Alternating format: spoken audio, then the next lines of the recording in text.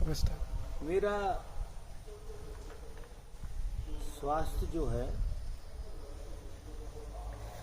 अभी करीब करीब 90% बहुत बढ़िया है। गुजरना बहुत चीज़ों से हुआ,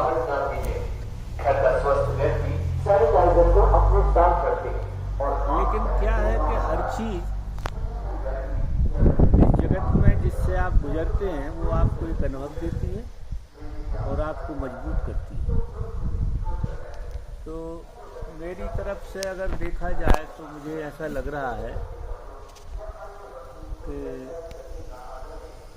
सब कुछ मेरे हित में हुआ हो, जो भी हुआ हो मेरे हित में। इसमें क्या है कि मित्रों की पहचान, मित्रों की दोस्ती और अपने पराये किस ढंग का व्यवहार करते हैं उनकी भी परख हो जाती है। और शरीर में एक रोग के साथ कई रोगों की जांच भी हो जाती जो अंदरूनी पड़े रहते। तो कुल मिला के एक बहुत बढ़िया ऑपरेशन हो गया। और आज मैं ऐसा अनुभव कर रहा हूँ कि निकट भविष्य में मैं इसका पूरा लाभ लूँगा। दूसरी बात, थोड़ी बहुत जो जिंदगी लापरवाही में गुजरती थी, थोड़ी बहुत, जब ये बीमारी से गुजरना हुआ तो इसने करीब करीब मृत्यु के करीब पहुंचा दिया। करीब करीब ऐसी अवस्था आ गई जैसे आखिरी समय आ गया। और मैं राजी भी हो गया उसके लिए कि शायद समय आ गया होगा। तो मैंने स्वीकार कर लिया था कि ये अगर ऐसा है तो बहुत बढ़िया है, आज नहीं कल वो घटना तो घटनी है। तो मृत्यु से भय बिल्कुल नहीं लगा जी, अच्छी बात है। रत्ती भर भय नहीं लगा। 1% भी ये अजमाना हो गया कि मृत्यु से भय नहीं लगा, तो वो भविष्य के काम की बड़ी अच्छी चीज़ है। दूसरी बात, मृत्यु को इतने नज़दीक से देख लिया, उसकी वजह से जीवन की व्यर्थता, जो थोड़ी बहुत लापरवाही में चलती थी, वो भी समझ में आ गई। तो अब जीवन को 100% धर्म के साथ जीने का निर्णय है। तो मित्रों, शायद आप लोगों का प्रेम, स्नेह, श्रद्धा, आस्था, ये सब शरीर में लौटा कर ले आई। और ये शरीर अब आप लोगों के काम का है। जब तक बन सकेगा आप लोगों की सेवा में जो शरीर है। बाबा, अभी जो नेगेटिविटी का माहौल चल रहा है कोरोना की वजह से, चारों तरफ हर इंसान तनाव में है, डरा हुआ है। बाबा, इस डर, इस तनाव में पॉजिटिव कैसे रहा जा सकता है? जो आपके शिष्य हैं, जो ओशो के शिष्य हैं, वो इस नेगेटिविटी को पॉजिटिविटी में कैसे कन्वर्ट कर दें? देखो, नेगेटिविटी और पॉजिटिविटी हमारी सोच है, सिर्फ सोच। ना तो इस जगत में कोई चीज नेगेटिव है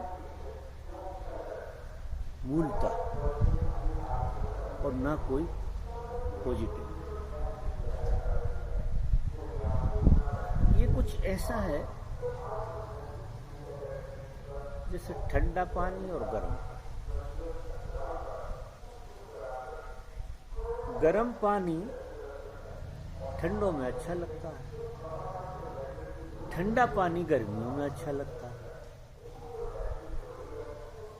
पानी को तो इस बात से कुछ लेना देना नहीं है, पानी अपनी जगह। तो जीवन का जो खेल है वो तो ऐसा है जैसे पानी। और जो नेगेटिविटी और पॉजिटिविटी है जीवन के साथ, वो हमारी सोच है, इससे ज्यादा नहीं। जब गर्म पानी गर्मी के टाइम में अगर हाथ लग जाता है तो वो बुरा हो जाता है, सर्दी में ठंडा पानी हाथ लगता है तो वो बुरा हो जाता है। ये हमारी उपयोगिता है, हमारी उपयोगिता से हम नेगेटिव पॉजिटिव का आधार बनाते हैं। असली में नेगेटिव पॉजिटिव जैसी कोई चीज दुनिया में है। ये बाबा जैसे डर है लोगों को कि कोई हमारा अपना नहीं मर जाए, कोई हमारा अस्पताल में तो वो नहीं मर जाए, वो जो डर है बाबा हमारे बच्चों को कुछ नहीं हो जाए, क्यों है? तो पॉजिटिविटी कैसे सोचें नहीं, बाबा? डर क्यों है? डर की जड़ में जाओ। अगर आपका मोह ना हो, प्रेम ना हो, मोह ना हो, तो डर नहीं होगा। क्योंकि और लोग मरते तो उनमें आपको डर नहीं लगता। मर गया ऐसा कह देते हो आप कि वो मर गया, रूस का राष्ट्रपति या कोई भी। अब अपना राष्ट्रपति को कुछ हो तो अपने थोड़ा सा लगता है। तो ये सब चीजें हमारे तादात्म्य के कारण नहीं। तो मूल चीज पकड़ो तो निदान वहां नहीं ढूंढ सकते कि भय से कैसे पार हो। सवाल ये है कि भय आता है मोह के कारण, और मोह क्यों आता है? असुरक्षा के कारण। हमारी सारी विडंबना जीवन भय पे खड़ी है। और भय किस चीज का है? असुरक्षा। हाँ, बहुत गहरे में देखो तो हर आदमी की कुंडली अगर खोलोगे असुरक्षा कुत्ते का, तो हर आदमी असुरक्षा का शिकार है। और असुरक्षा ही हमारे डेवलपमेंट का मूल कारण भी है।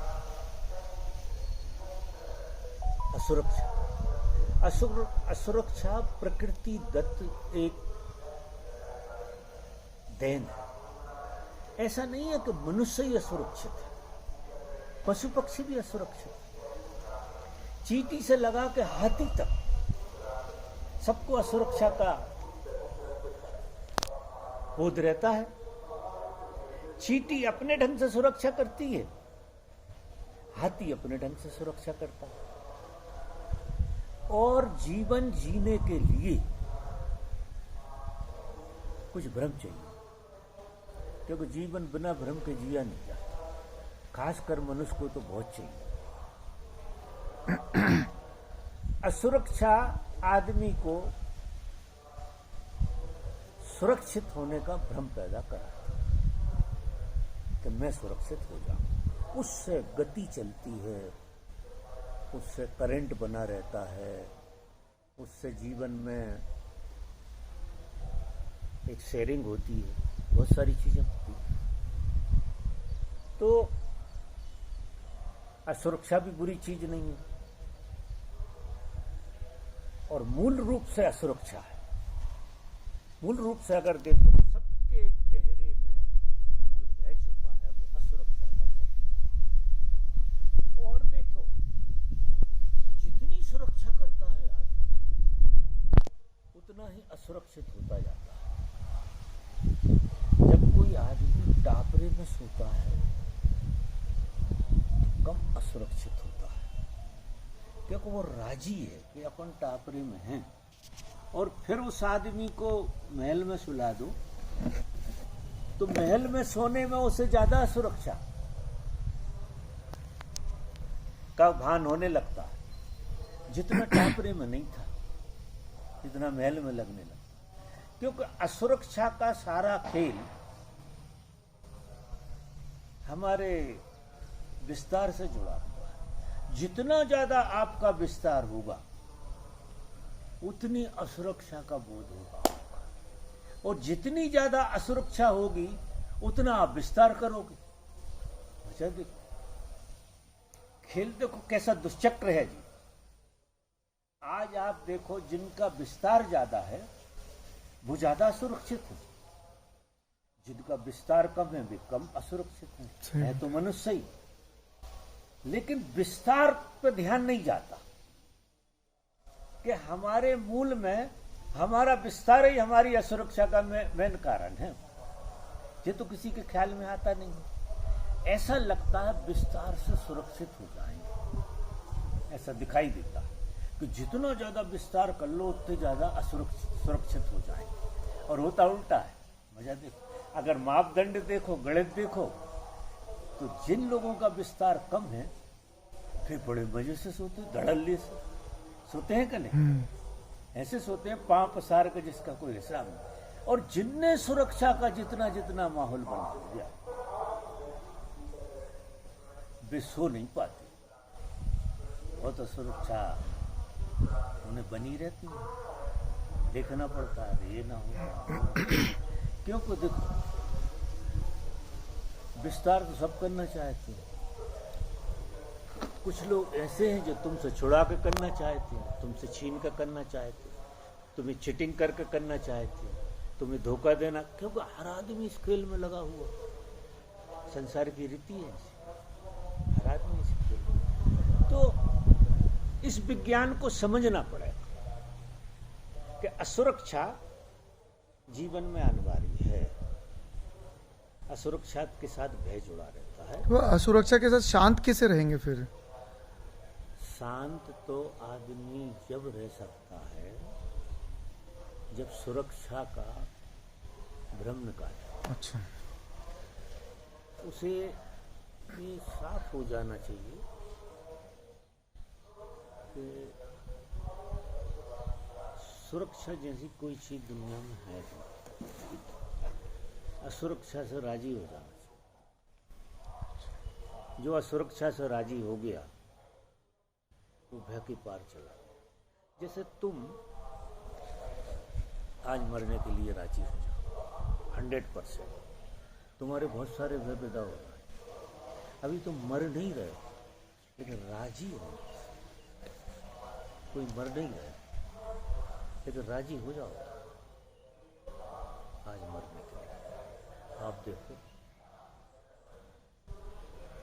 आप बहुत सुरक्षित अनुभव करो, और भय जैसी चीज जो है करीब करीब आपके आजू बाजू होगी ही नहीं। और आज आप नहीं मरना चाहते, दुनिया भर के भय, दुनिया भर की चीजें, क्योंकि ऊर्जा कुछ तो करेगी। जब तुम मरने को राजी नहीं हो तो फिर आप सुरक्षित होना चाहिए, सारी ऊर्जा उसमें लगाओगे जैसे कि सब लगाए होंगे। तो ऊर्जा का एक खेल है कि अगर वो विधायकता में नहीं जीती तो नेगेटिविटी में चली जाती, विधायकता में नहीं जीती तो वो नेगेटिविटी, उसका खेल वो स्टेबल नहीं, ऊर्जा स्टेबल नहीं। अगर वो विधायकता में नहीं जा रहे, तुम उसे स्वीकार में नहीं ले जा रहे, तो वो नकार में जाए। तो जीवन जीने की कला ये कहती है कि जितना बन सके उतना ऊर्जा को विधायकता में ले जाए।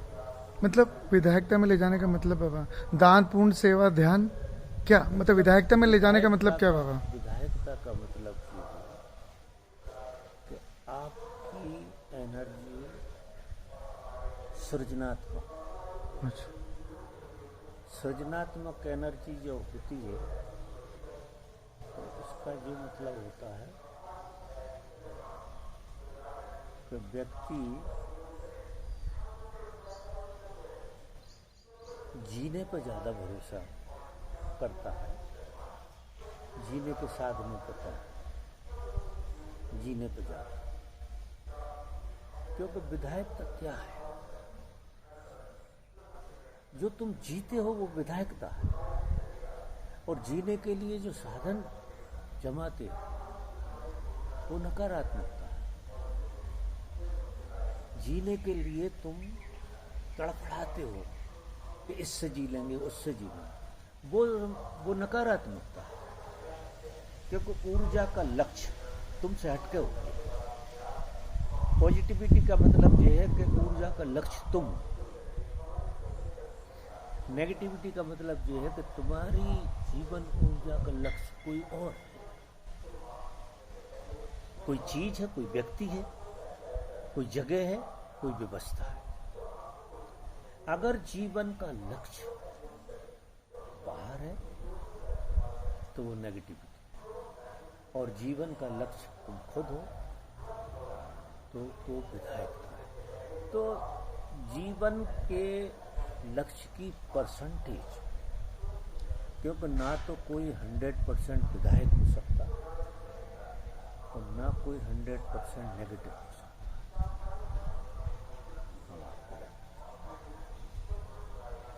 कुछ परसेंटेज में आपको नेगेटिव होना अनिवार्य है। वो जैसे कोई अनिवार्य बुराई होती है ना, क्योंकि कुछ चीज़ों की जरूरत तो रहे, और ज़्यादा परसेंटेज में आपको विधायकता करें। दुख जीवन में इसलिए है कि हम विधायकता में कम हैं और नेगेटिविटी में ज़्यादा। ऊर्जा के खेल को हमने उस तरफ ज़्यादा कर लिया, इस तरफ कम, इसलिए ऐसा होता है। बाबा एक छोटा सा और आखिरी था बाबा, नेचर ने अचानक ऐसा क्यों कर दिया बाबा कि हर पृथ्वी के हर इंसान का जीवन असुरक्षा में डाल दिया अचानक ही? नेचर को इसकी क्यों जरूरत पड़ी बाबा? मतलब हर घर में मतलब शमशान घाट बना दिया, अचानक ऐसा क्यों हुआ? इसमें बाबा पॉजिटिविटी कैसे हो सकती है? असुरक्षा में प्रकृति ने नहीं डाला है। प्रकृति अपना गोल पूरा करती है। प्रकृति का अपना एक गोल है। प्रकृति तो एक गोल को जीती है। जो चीज जहां से आती है उस चीज का अंत वहां जाकर हो जाता है। तो अब कोई चीज अगर गति नहीं करेगी, संघर्ष नहीं करेगी, तो वो उस जगह पर कैसे पहुंचेगी जहां से वो आई। जैसे एक बीज जहां से यात्रा करता है, तो अगर उसे बीज तक की यात्रा करनी है तो टूटना पड़ेगा और दुनिया भर की यात्रा करके बीज तक जाना पड़ेगा। अब इसमें क्या है कि दो तरह से हम जीते। बहुत गहरे में तुम्हारे भीतर, सभी के भीतर, पूरी प्रकृति के भीतर भी जो एक स्वाभाविक प्रक्रिया है वो फैलने की, विराट होने की, फैलने की प्रक्रिया। धर्म में आप आकाश की तरफ फैलते हैं।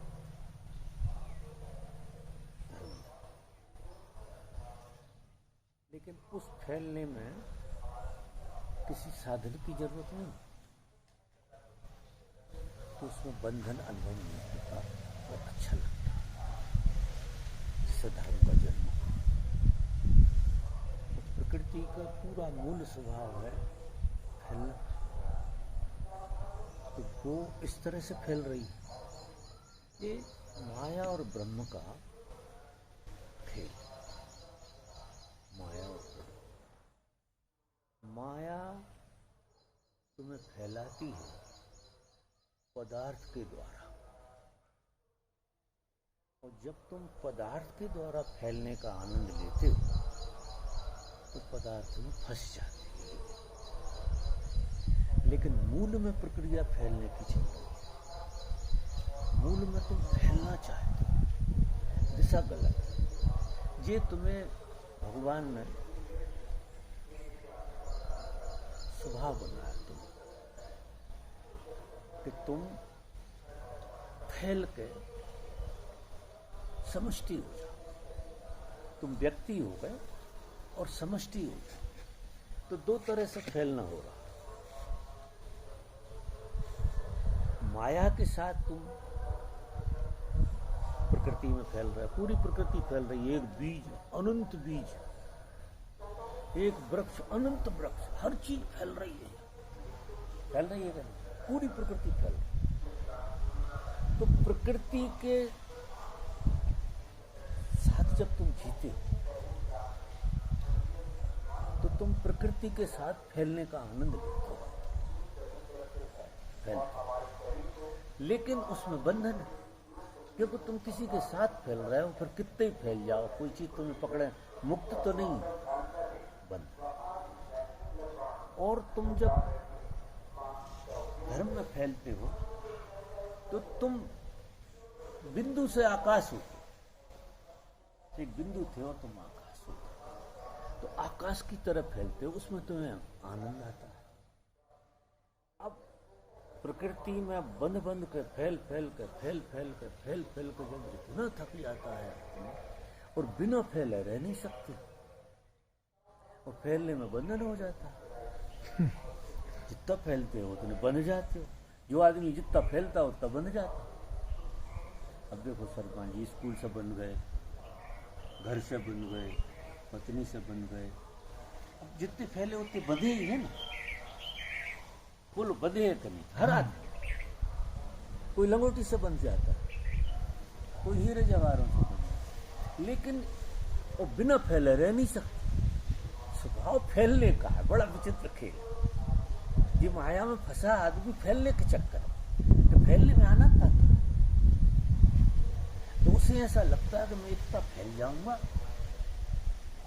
तो मजा आ जाएगा। लेकिन जब वो बात में पाता है कि उतना और बन गया, तो शायद मैं और फैल जाऊं तो शायद मजा आ जाएगा। ऐसे करके ये संसार चलता है, ऐसे ही मोह का बंधन फंसा।